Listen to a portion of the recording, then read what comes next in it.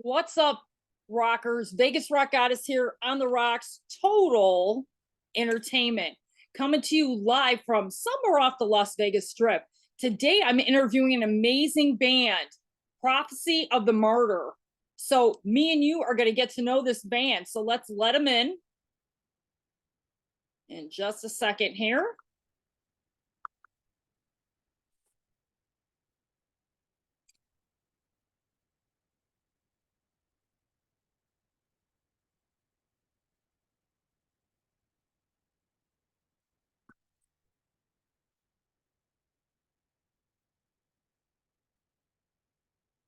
Doo -doo -doo. Hello.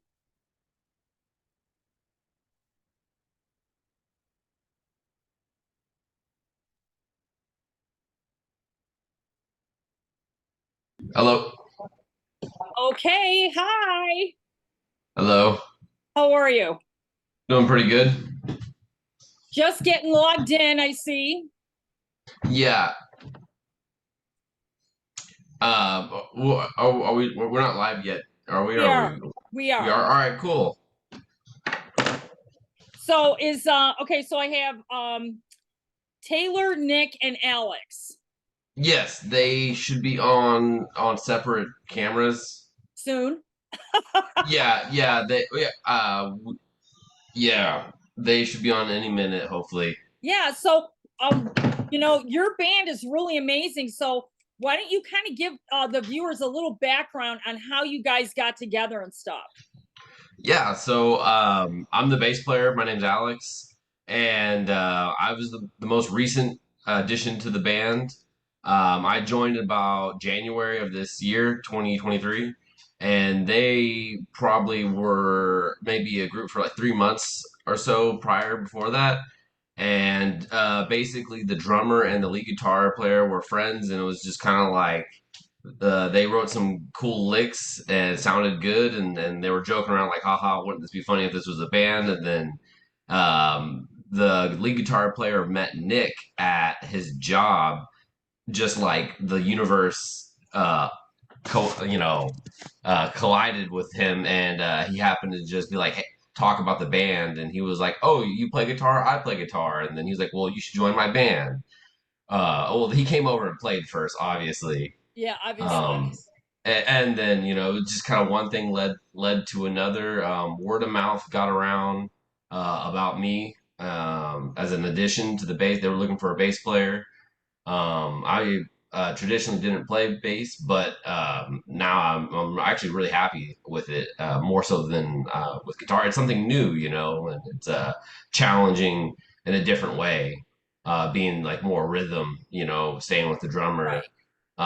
And so I really am enjoying exploring that aspect of music, writing music for bass now.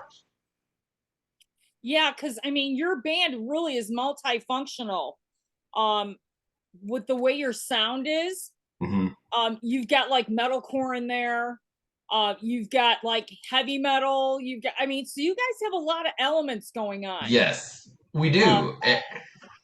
which is And great. I would say that's because Taylor, when they get here, hopefully they can speak for themselves. But that's because we have a pretty diverse combination of our genres that we pull from. We all love metal, but I would say the bands that we choose from, or the genre, like the years, we might even like the same bands, but we might like different albums. Right. Or where once again, I don't want to speak for anybody, but a lot of my personal favorite bands are like Parkway Drive,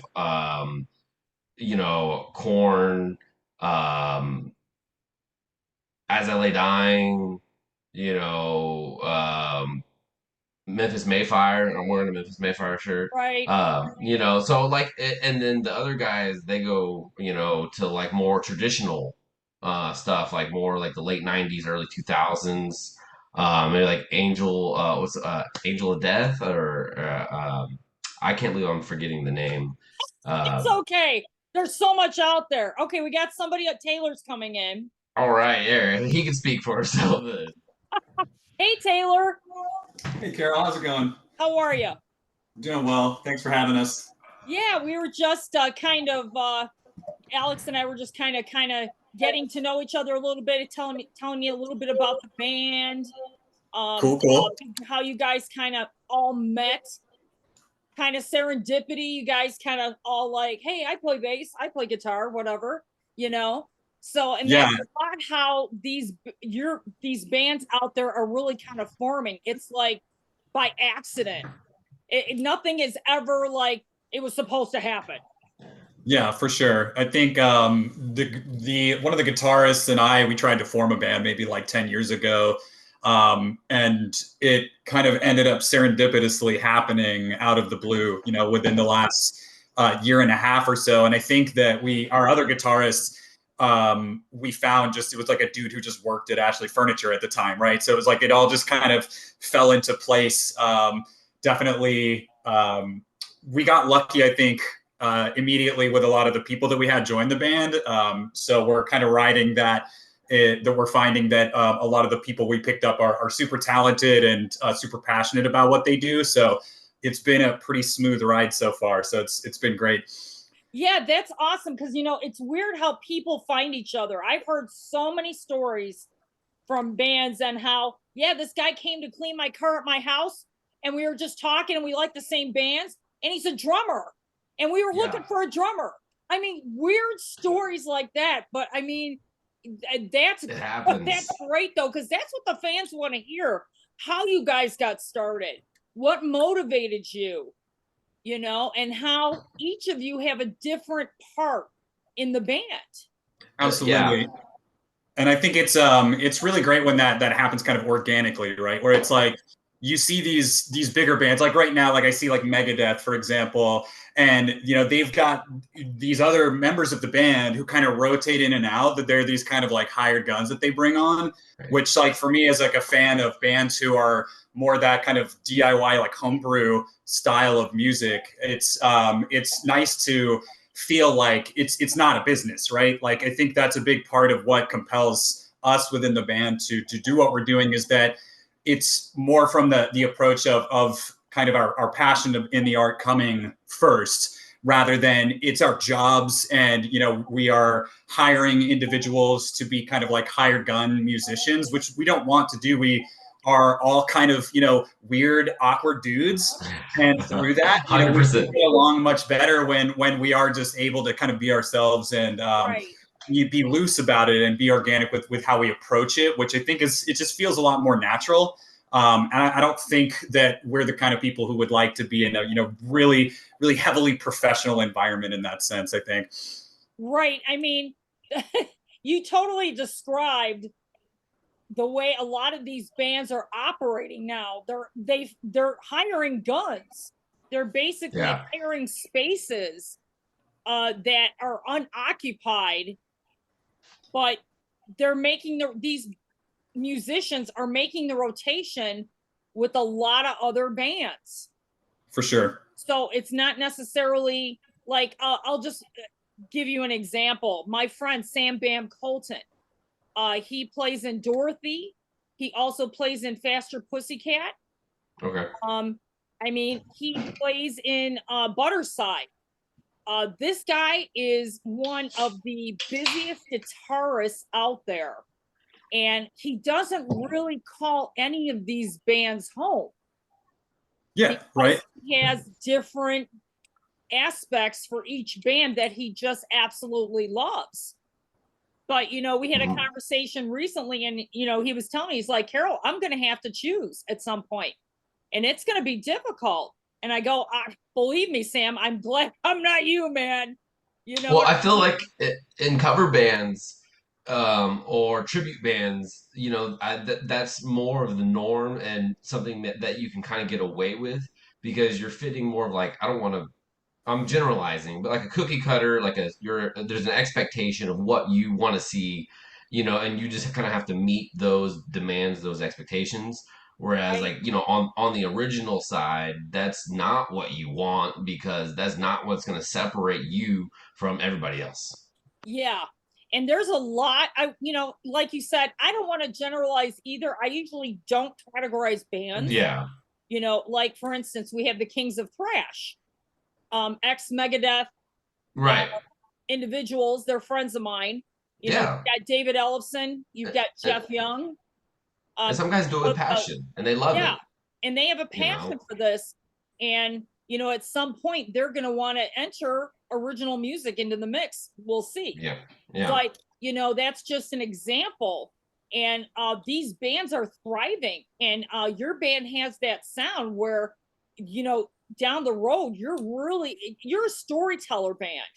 You have a story to tell with your music. So let's get into that a little bit. Now, we have one single out right now. So how's it working with the rest of the material?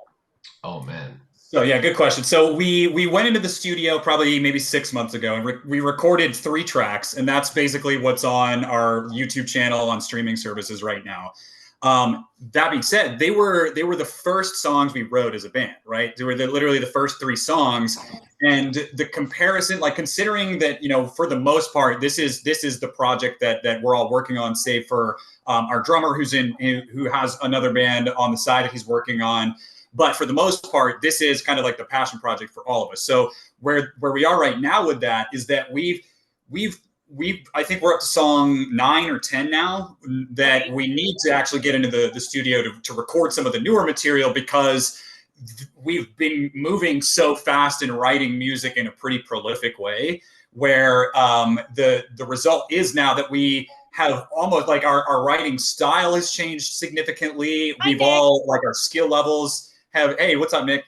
Our skill levels have all kind of escalated over the past year, and it's kind of interesting hearing the progression of what we started with, which we still are kind of keeping the core of, but it's evolving. And you can hear that in kind of the complexity of the music and the writing style. So the problem is we can't keep up with ourselves, right? In terms of how fast we're writing, we can only get into the studio so often to do that.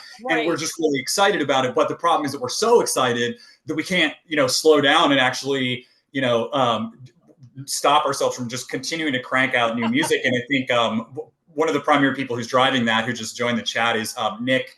He's our rhythm Nick, guitarist. Turn your mic on. Turn your mic on, Nick. There we go. You got it. What's up? So how are you? I am doing fantastic. Sorry I ran just a second here late, but just good. Really excited to do this. Yeah, thanks for chatting with us. We're kind of getting involved right now in your song process, and how, because you're a storyteller band. So, and he was just explaining, Taylor was explaining to me your process, and you guys are just cranking out songs so fast you don't know what to do with them.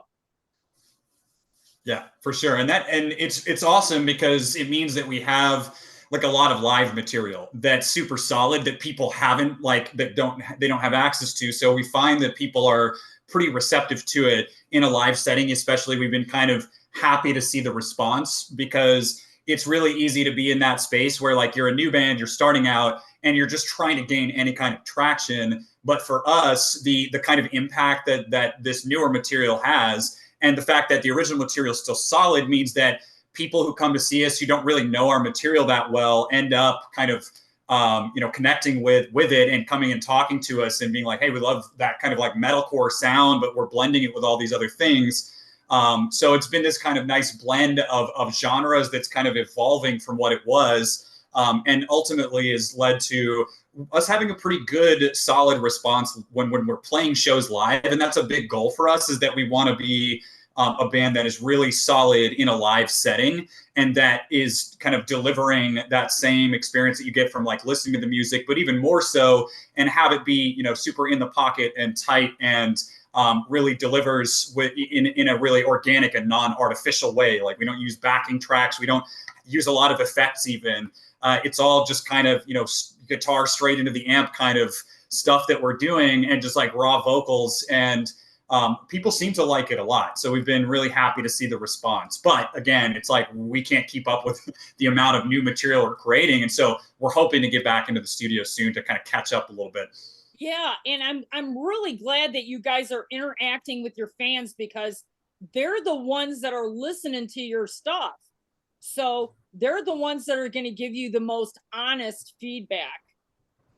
Absolutely. And I think that's important too, especially like in this day and age. It's really, really easy for, in a lot of bands, they have like a bedroom approach to writing where it's like you're writing individually on your own in a kind of isolated way. And maybe you kind of put it in like a DAW and mix it, and then send it to each other. But I think one of the things that's led to our success so far is that we are really largely writing it together and really making sure that these ideas mesh well and exchanging that feedback, which ultimately I think people are responsive to. But we don't want to be trapped in that bedroom writing space where it's kind of detached. I think it makes it feel more natural with like the interactions between the individual instruments and musicians. So it's been great for us so far in that sense. Did you guys write a lot? Let me ask you this. Did you guys write a lot during pandemic? I think like we started like right at the tail end. It was like the last year. So I think we were starting in like the winter of 2021, I think. And so that was kind of like when stuff was starting to get a little more lax in that regard. Right. But I think that like the reason it came about was because like all of us were sitting around so bored and wanted to do something musically. And there was this kind of void that had been there from the lack of live music and the lack of spaces for that creativity, which really just made a lot of people, I feel like, really hungry to just be back at shows at all. Even if you're not playing live music, people were just dying to go to a show again, right? Dude, It was Yeah. like, that passion, everyone's so hungry for it. And, we'd been taken away for us for so long. So I think we were just dying to not only, get into shows again, but really just be writing music and being on the stage again. Because that was not an option for so long, which was rough for a lot of people, I think. Yeah, that first show back on, like our very first show, after pandemic was pretty, awesome, to that feeling of doing it again. Like it's like we're actually doing it, because everyone's, for so long it was like shut down, and then so to have that moment was awesome. Yeah, that moment, let me tell you, of going to your first live show after this whole crazy business, Right. it was like life changing Yes. in a lot of ways for a lot of people, including myself. I mean, it was like that part of our life was taken away from us. And man, it's brought a lot of great things though out of it. Very positive things. Bands have formed, bands have gotten back on the road right away. Coming back to the end right now of 23, there are so many bands trying to hop on tours to get those last few gigs in before 24. So how are you guys doing in that general of playing out right now? We're trying. I mean, I think because there are so many opportunities because of that, we're kind of just hopping on, the tails of whatever is coming through, right? We're just throwing our name out and trying to jump on any bill that we can. That's like, hey, this is a band that we see as someone, first of all, that we like and we resonate with, that we feel like, their fans might resonate with us. So we're trying to kind of, in a way, take advantage of the fact that there's this resurgence, especially of like these kind of some of these genres that are almost being like resurrected. There's a lot of these styles of music that are kind of resurfacing again, that were these really old bands that were really popular in their time, but it's like bands from like the 2006's era, where it was like this really strong metalcore scene that kind of went to sleep for a while, but now like I think you see all these kind of bigger festivals going on that are these kind of throwback things, right? Where it's like, here's all the bands you loved back in the day. So I think that's something that's working a little bit for us, is that nostalgia factor, where we're kind of taking, we're kind of doing it in a progressive way, but we're taking some of these kind of more traditional styles. Like we have this really strong metalcore element to it that's really reminiscent of some of that older, especially if like you listen to the new stuff. We were just talking the other day, laughing about Nick playing this riff. We were like, that's the most like Parkway Drive thing I've ever heard. right? And Right? it's that kind of nostalgic era of music that we want to that we're Slipknot. pulling from that I think people really missed. And so some of this stuff that kind of like went out of fashion, right? It all comes full circle eventually, right? Where it's Right. starting to come back. Some of that older, like grimy death metal stuff and thrash, and it's all kind of coming back. And we're really trying to ride that wave of influence, of people really jumping back on that train of being excited about some of the stuff that we were excited about when we were teenagers. Right. What about you, Nick? Let's get your take on this. How do you feel right now about the trends that are happening in metal? I love it. I love where it's going and kind of the direction, moving forward that it's going to. But at the same time, I think one thing that we do as a whole is like going back to what Taylor's saying here, bringing back the nostalgia of some of these other bands that we loved growing up, but it's not always the same band. You can pick out any one of the 8 songs we've got now, and they're going to all have completely different influences that you'll definitely hear from it. So I think with us, the biggest thing is kind of like integrating that into the new sound. And especially with us wanting to do it more straightforward, like almost guitar into the amp, we are trying to be a little bit different in the sense that we're not worried too much about all this ambient and the synths and stuff like that in the background. I think that sounds fantastic. And that seems to be the way that metal is going, is with all these other different layers to it. Super fun. But at the end of the day, we want to sound like exactly how it sounds on our records. And yeah, so meshing new stuff, but keeping the old stuff with it. Right. And I think until like our viewers really see your band live, they'll know what you're talking about. A lot of trends right now in bands, metalcore bands, is going back to the old school way of playing live. So you were saying straight into the amp, that's it, So you're going to see a lot more trends like this in 24. Yeah, and I mean, just at least personally speaking, where I came from, I actually didn't grow up loving metal for the performance. That is something that, I'm learning, and these guys are fantastic frontmen, honestly, and you should see them on stage. I mean, they're just crazy headbanging the whole time, and I'm working my way into getting there. But for me, the music always came first. Right. And how did that guitarist make this sound? What technique is that? How can I use that in my own writing? So I think, at least from a guitarist perspective, the way that I'm looking at it is I want a 14, 13-year-old kid who's just picking up the guitar to hear this, one, hear it clearly. So every note, it's not like muddled in the mix. Right. And two, be like, hey, maybe this is something someday that I'll be able to play if I keep working at it. Exactly. I mean, I'll tell you, a situation that I was in. I was covering Last in Line at Vamp nightclub right here in Las Vegas, and I was right in front of Vivian Campbell. Oh, now, wow. This has never happened to me before when I'm covering a band. His guitars were turned up so loud. We're talking the loudest I've ever had to deal with from the front row, that it was muffling out Andrew Freeman. Oh, no. I could not. I was reading Andrew Freeman's lips the whole time. And I'm right in front of Vivian Campbell. Okay, I got the greatest pictures ever. Fantastic. I would have liked to have heard the show.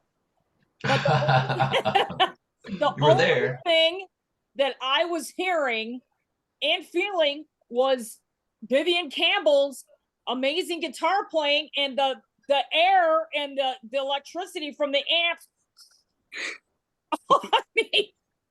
Let me tell you, that is one example that never happened after that. I've seen them before, after that, but that was a messed up situation, folks. Yeah.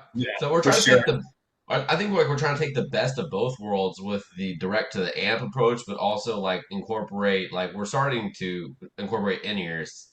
So where that example, maybe could have been mitigated if you were using in-ears. You don't need to blast your amp because you have it, Right.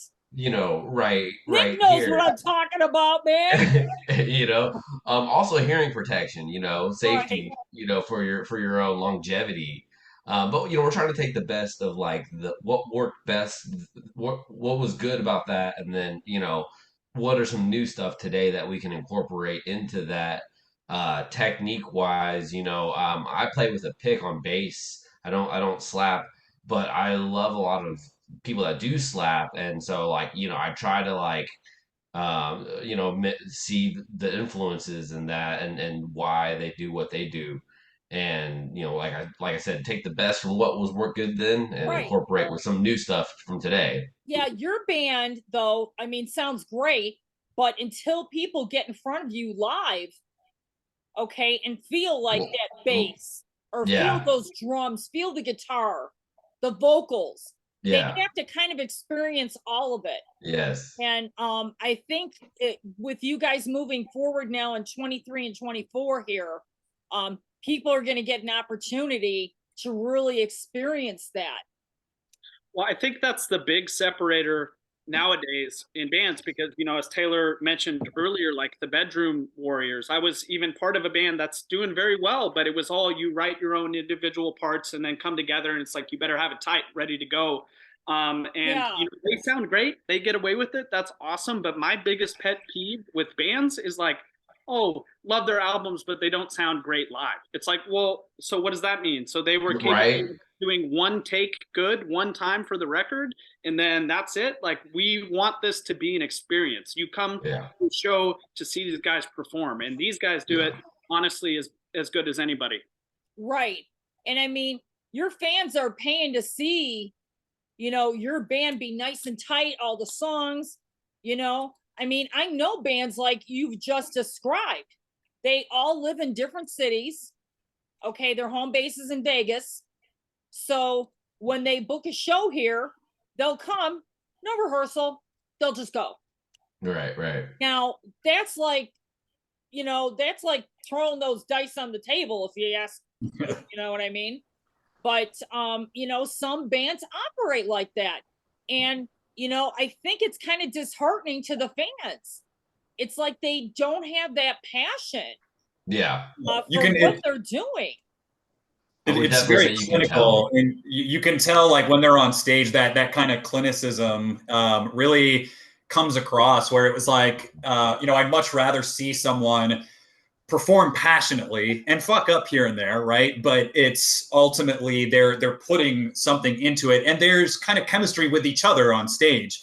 It's not Right. just like, yeah, these guys have never like met seemingly, and they might be shredding it away, but there's no real passion in it. And I Right. think like having the combination of that passion and seeing the passion and the band getting excited about it gets me excited about it, in addition to sort of that sensation of like of getting kicked in the chest by the sound. I think those two things are really important for really a band to sell me, especially like I'm old and jaded, right? And it's really hard to impress me. And I think that with our band, one thing I think is interesting is that we have this kind of combination of like old heads like me and our drummer Baldo. We're pushing 35, 40, whereas a Nick and Alex, like they're kind of these younger dudes who are sort of newer to the game and are kind of more aware of some of the newer stuff going on in the scene. And with between those influences, we have this kind of nice balance of like really just going for whatever opportunity that we have versus like kind of holding back for the right opportunities and really just being aware of what has worked in the past and maybe what doesn't work nowadays with some of the fans. I think it's a really nice mix of influences and ultimately helps us kind of stay in touch with a broader range of fans, I hope. Yeah, it's not like you guys are punching in. You know what I mean? You know those Yeah, bands. You've seen those Yeah. bands. Yeah. No, You we're all know? genuine friends. Yeah, it's yeah. just it's frustrating when I'm covering a show and they're all robotic. Yeah. Yeah. I mean, come Yeah. on, it's rock and roll, man. Loosen up. You know? Yes. But yeah, unfortunately, though, the business has become, in some aspects, very ugly.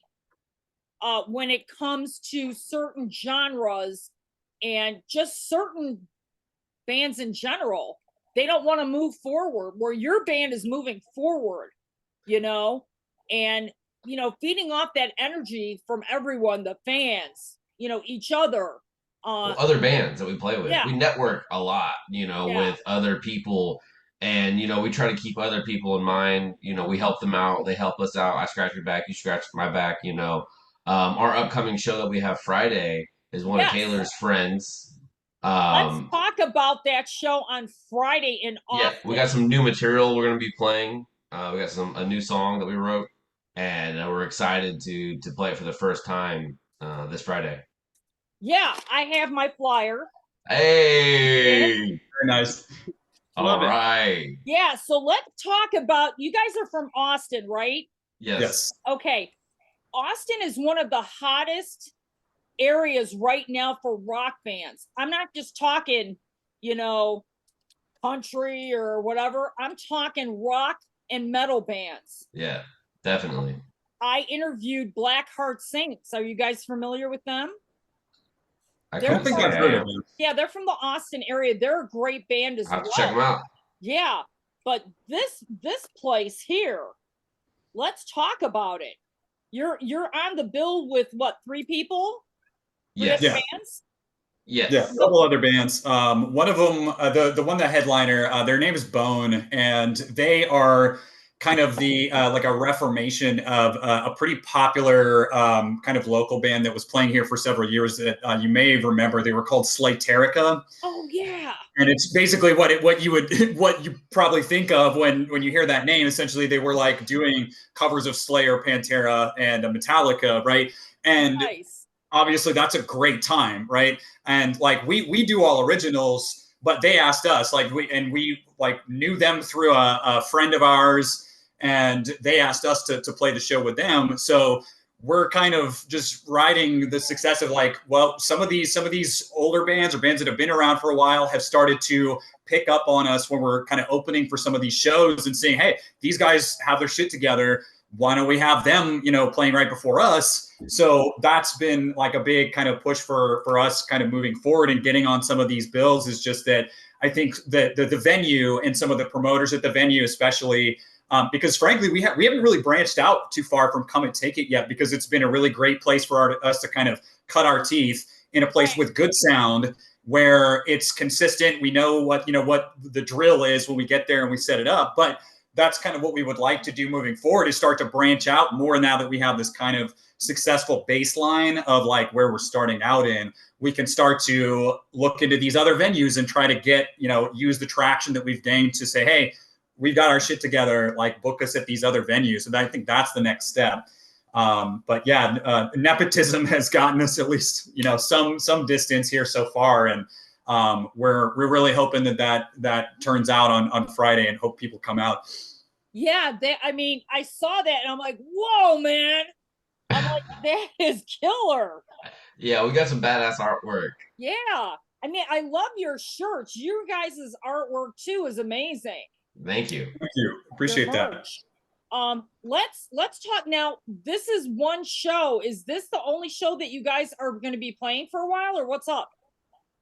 This month, we don't have our next one lined up yet, but we've been, I think we've done a show probably once a month, I think, at minimum. I think there's been several months this year where we've done more than that, but we've been kind of trying to crank it out where we keep a pretty regular practice schedule. And then usually about once a month, we'll play a show. Now, like the holidays are coming up, so we're probably going to, figure out exactly what is coming up next. But because we have so much of this new material and we're so excited about it, like we want to start playing at other venues. So I think if anything, what our plan will be is to be like, all right, well, let's take this at the show at Come and Take It and really use that to try to springboard into other venues. Some of the local ones like Lost Well, some of the places on like Red River and stuff, like the more sort of historical musical districts that are kind of the staples and places that tend to book these kinds of metal shows. Because it seems like a lot of the time they are at Come and Take It. Like if you look at the bills for a lot of the bigger acts that come through here, Come and Take It is generally for like, if you're in a mid-sized to relatively large band, that's where you're going, unless you're like really big and you're playing at like Emo's East or something like that. Right. But those other kind of staple venues that are kind of like the, historically significant venues, we would really like to try to branch out more into those territories. Yeah, I mean, is that a goal for you guys, is to get out of Austin? Yeah, I so think so, yeah. I would say my personal goal would be to play in San Antonio. Every time I play in San Antonio, they have a very hardworking like blue collar class, and they come out and they support. They worked hard, and so you better put out a good show. Right. Because they're the kind of crowd that like if you can get them going, they come back. And Right. they take care of you, and so San Antonio, there's Bonds in San Antonio. Uh, there's I don't know. There's one place that turned into like a karaoke bar, so I'm not sure. But there's a few places in San Antonio that are really really good. DFW area too. There's the Rail Club, and then You got Houston. There's a Trees. Have you guys heard of Trees? Trees. Trees. It's called Trees. There's a club. It's in Dallas, I think.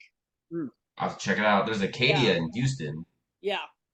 But yeah, I mean, even to take it like a step back from that, I mean, just in general, I think this band it was formed on the perfect foundation. Like, we all wanted to make the music and make the music good. It wasn't, we want to be in a band, we want to just be on the stage to be there. Like, we all came in here prepared. We have high expectations for each other, but we all hold each other accountable and just hold ourselves accountable. Like every time we're in there, it's about, we became friends because we had the same goals as far as like, yeah, right now it's maybe Texas, but who knows where it goes. We're willing to do that. And, but it was step one, let's get the music down. And, to be on the same page in itself, I mean, there's a million other bands that never even make it that far and have that foundation. So I think to be able to build on our passion for the music that we're making and see where it takes us, and all of us have that same exact goal, has just made it really easy. And we're not stressed about playing 5 shows to get our name out there, because guess what? We're practicing 2-3 times a week. And when the opportunity presents itself that we want to get on a bill, we're going to be fully prepared anytime. Right. And I know, there's a lot of bands out there struggling. I mean, they can't afford to get out and put their band on the road. I mean, there's a few bands right now that, like, I'm not going to mention the band's name, but their rig like broke down and they couldn't fix it. Yep, I've heard that story a dozen times. Yeah, this is the kind of genre where it's like you if you're not willing to put in, like, we all have full-time jobs, we have no kind of illusions of financial success. And I think that this is one of those genres where you have to be really, really ready to pour your own resources into it in order for it to be successful. And I think because we're passionate and, we work hard independently of the music, we're able to do that. But, it's not a financially successful thing that we're doing. I think we'd love to kind of get out there, but I think that's the question, right? Is it's like, how do you make it financially successful when, economically things are so hard for so many people already, and it's a complicated, very expensive process to tour. The logistical planning of all of that, there's a lot of time and effort and work that really ultimately, you can hope that you break even, but that's like best case scenario, especially for like unsigned bands. So it's definitely something that we are, ready and willing to pour our resources into when we have to, because really you don't have much of another option. And it's really easy for bands to drown in this kind of environment, because it's like the passion is there, but financially it's just really hard to sustain. Yeah, so I'd have to say 95% of the bands that I deal with, they all build their empire on merch. Yeah. And I think the fans really need to know, the more they buy the t-shirts, the posters, whatever, it's going to go directly to you guys. Show them the shirt color. Oh yeah. So I mean, I think I you've seen the know. shirt before. I'm That wearing shirt one is of them now. killer, dude. Yeah. I mean, And that's got to be one of the most like awesome shirts that I've seen in a while. I That's awesome. appreciate that, and that was our goal. Like we knew, I think part of like my experience with like, 15 years ago being in a band was that like you have to have merch and art that resonates with people and understand like that your merch has to kind of fill these separate roles in terms of appealing to different audiences because we have kind of these different themes and elements of genres that we're dealing with. We're kind of trying to cater to each one of those, where we might have like something that's a little more death metal and that's like a little more masculine versus something that's a little like more like more feminine, or like designs that would appeal to like the more melodic side of the music. Right. Those are what we're trying to think of when we're putting artwork and merch out there, because we have a lot of different influences and a lot of genres that we're trying to appeal to. So we need to like target them, so to speak. Yeah. I mean, growing up in the 80s, when you like saw a show, it was almost like tradition that you would wear the shirt to school the next day. Right. And if you saw a few of your friends with the shirts, hey man, Yep. or whatever. I mean, that's what I grew up with. And I think that's what the kids really like now. Absolutely. And I'm the target market. Like I will, if I see a really cool shirt, I will listen to the band just specifically because I like the shirt. And I'm like, look, you got me with the art. So like, I'll give you a shot. And that's all it takes, right? You see a cool image. You don't even have to hear a song, but if it looks cool, then you've got someone, who's willing to look into it just because that alone is cool. Right. And it's weird, but going back to the 80s, that's what we did. Like we go to the record store. Oh my God, look at the cover of this record. I gotta listen to it. Yeah. Exactly. That's how we found a lot of bands back then. For sure. Yeah. Right. And it's because there's so much saturation out there now, it's really hard to stand out, right? Because it's like when it was very underground, it was like you see a cool t-shirt, you kind of know what you're getting into. But nowadays, like people are bombarded by so much stuff. Like bands put out music in a very, very different way than they used to, in the sense that it's like very largely putting out singles or, just small chunks of music at a time. They have like art and not just even the music anymore, but multimedia in terms of like the things that people are putting on YouTube and the kind of the breadth of creative stuff. Like, for example, like Tesseract, they just put out like a video game they developed. It's like, who does that? Like, what kind of band is able to do that? And it was because like their singer was like also a game developer on the side, but like that really stood out, right? No one's doing that. And it's really hard to set yourself apart in a market that's so saturated by so much stuff, that like having art that stands out is really important to us. Yeah, a lot of bands, what they're doing is they're bundling their merch. So if they have a new album or a new single or whatever, they'll bundle it with a shirt. Yeah. And I've seen a lot of that. And they'll sell it out. Like, no kidding. Before they even start on stage, people are buying merch right away because they know if they wait till the end of the show, they're not going to get nothing. Right. So yeah, we sold out of our shirts almost instantly. The first two shows we had, I mean, it was they were gone. So we just got new shirts, and we don't have them for the fans just yet, but I've got everybody for the band thermoses with the shirt that he's wearing with that logo on thermoses. So that's something that if fans request that they want that, we could look into getting stuff that the fans want with that logo on it, because we have connections for that kind of stuff. You got connections. I don't think that they're I don't That's think great though. Hey, anything to sell that merch to keep you guys going. Yeah. It's just whatever the fans want, really. Right. I mean, if they want it, then we make it, Now, do you guys have a website for their merch, Yes. for your merch? Yes.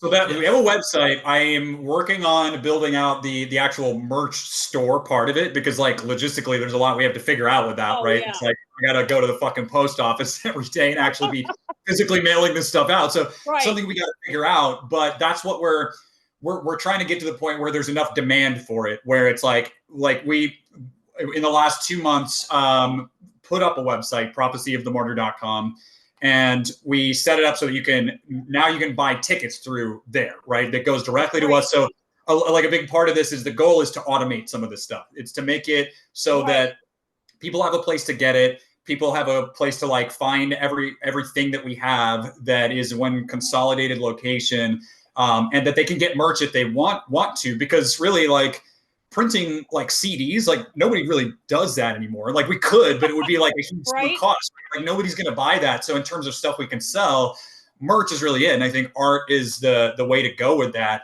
And having an easier way for people to get that is the goal, right? Like get out new music, have it be good enough that people really are just like, hey, I want to buy stuff from this band, and have an easy way to get it. I think that kind of starts creating the machine that is just passively bringing in income so that we can, do this other stuff that we're going for, which is like, getting better gear and getting these kind of setups like in-ears for us to be able to tighten up our live sound. That's our goal. And food. Really bridging that gap is tough, right? We need to get people at the shows, listening to the music, and then wanting to buy stuff, and then we can have a place for them to get it. And it'll happen, you know what I mean, in sequence. I mean, the more you guys play out, your fans will come up to you, hey, where's your merch, man? I want to buy a shirt, or we've had success. We've been riding a wave, of success, I would say. So we've had good fortune. I mean, yeah. So this was like really the first band that I've been out playing shows with for me. So I'm the youngest guy here, not really knowing what to expect. And I was absolutely blown away by how many people were interested in the t-shirts, and what it can do. I mean, the t-shirts that we ended up selling out helped us produce our first 3 songs. We just literally paid for the production. And like, we've done a fantastic job of not taking this too seriously, but at the same time being calculated, like running your own business, because you are. It's your own business at the end of the day. I mean, Nick, it is a business. You can't look at it any other way. You don't want to drop the ball. You want to stay on track. And I think it's so cool for me because I've wanted to do some sort of business of my own, just in general. And then I was kind of like, hey, we already have this band. What if I kind of look at it from that lens? And to see that me, Taylor, and Baldo, those guys who have years of experience on me, just doing the thing, and I are coming to the same conclusions, whereas I'm coming from more of a business perspective mindset with these things, and then we're agreeing on everything. So to me, that tells us like, hey, we're kind of on the right track here with it. Exactly. And you guys are on the right track. And it's been amazing talking to you guys. Why don't you give the viewers all your socials? Yeah, for sure. Nick, I'll need some help with this, but we've got several here. First, I want to just plug the website, right? Maybe I can post that in the chat. So it's www.prophecyofthemartyr.com. So that's our main website. Perfect. And really that will link to all of our other socials. That was part of it's all consolidated there. Okay. So that would be a good place to start if you want to get into our other socials. We are, in terms of the music platforms that we have our stuff posted on right now, we have it up on Spotify. We have it up on YouTube. We have it up, I believe, on Apple Music. I think we're still, I think we have it up on Apple Music, but you can stream it from any of those platforms. Our Instagram, I think, Nick, maybe you can help me with that one. I'll try to pull it up right now. Prophecy _of_the_martyr. Very good. And you guys have Spotify. You've got TikTok. I think so. Right. This is where my old man is showing. This is where I'm like, yeah, no, we do have TikTok. We need to work on this, guys. Yeah, we need to work on TikTok. Because really, let me tell you, TikTok is the hottest platform right now for metalcore and metal bands. Yeah, that makes sense. Out right now. I mean, even if you guys do a quick clip of your writing or whatever, videotape it, drop it. fans want to get that interaction on TikTok with you guys, and especially live performances. Definitely, our live performances is definitely where it's at because Taylor, like Nick was saying, Taylor and I mean everybody, but you know we're the frontmen that throw down. You know, Yeah. gotta keep it. So I'm gonna look forward to seeing some TikToks. Okay, yes, got That's some our plan. homework to do. Because we're Right. planning on trying to stream part of this show like on Facebook Live. So we'll take that. We'll put some of that on TikTok. We'll try to get some of our clips of us just being goofy shits because I think that appeals to people on TikTok. Oh, yeah. And yeah, so maybe it's just the behind the scenes of how ridiculous we actually are in real life. Because I think Oh that's my a big goodness. too, is it's like we're a metal band, but like we're just goofy dudes. For And sure. we could leverage that to just be just goofy shits. I think people would Right. like But resonate with that. that's what people want to see. Now let's keep in touch because I'd love to get you guys out to Vegas. Oh, For sure. yeah. That would be awesome. Yeah, we would love to go to Vegas. Yeah, you guys would do great at Backstage Bar and Billiards. For Sounds sure. great. It's a great club on Fremont Street. Hell yeah. Amazing. But I look forward to hearing everything from you guys in the next few months here, and let's kind of regroup in 24. Okay. And, Sounds good. Yeah. Yeah, we'll reconnect here and see what's happening. Awesome. Yeah, well, we appreciate you having us on. We love the opportunity to get on here and talk to you about some of what we got going on. So thank you very much for having us, and just stay tuned for the stuff we got coming up. We really appreciate it. Absolutely. And the fans need to stay tuned because let me tell you, you guys really got a great formula right now. Awesome. Thank you. Thank you so much. Okay. And we'll chat soon. All right. Thank you. Bye. Great night. Bye. Bye-bye. Wow. Prophecy of the Martyr. This band has really got a formula. Being in rock and roll is a business. So I look forward to seeing this band in 24. Lots of great things coming from them. This is the Vegas rock goddess, Carol Nevin. Thank you for watching. Always like and subscribe to On the Rocks Total Entertainment. You never know who's going to be on next. Till next time.